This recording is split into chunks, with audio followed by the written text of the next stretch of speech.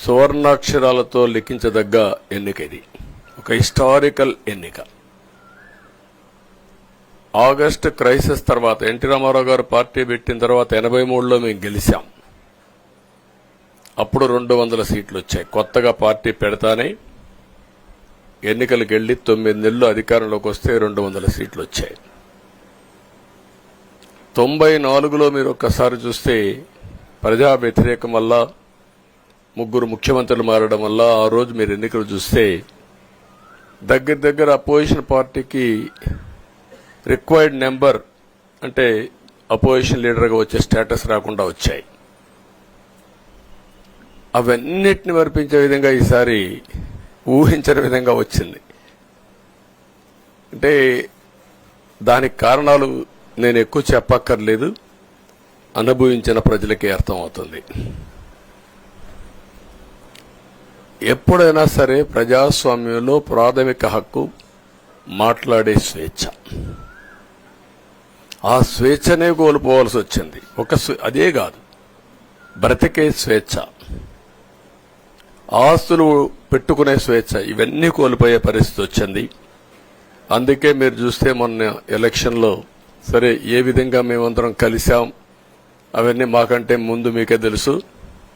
కలిసినప్పుడు every event ఇవి వేదిక నుంచే ప్రారంభించాం.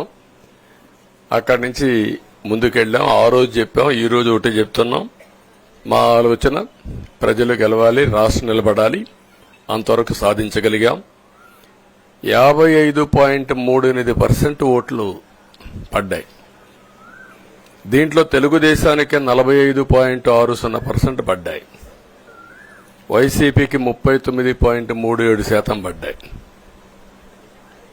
ఇది ఊహించినటువంటి ఒక్కొక్కసారి 95,000 మెజారిటీ.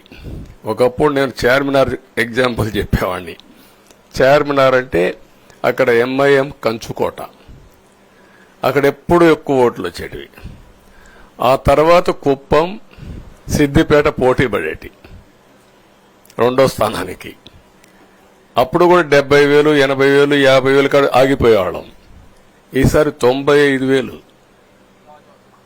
94,000, మళ్ళా 92,000, 91,000. మంగళగిరి లాంటి కాన్స్టిట్యున్సీలు 91,000 మెజారిటీ. ఏ విధంగా అభివర్ణించాలో నాకైతే అర్థం కాదనమాట. అంతా ఇదెళ్లిపోయినాయి.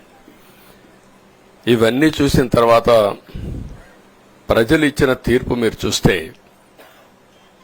అహంకారం, నియంతృత్వం, విచ్చలవిడితనం, ఏదంటే అది చేస్తాననుకుంటే ప్రజలు క్షమించే పరిస్థితులు లేరు.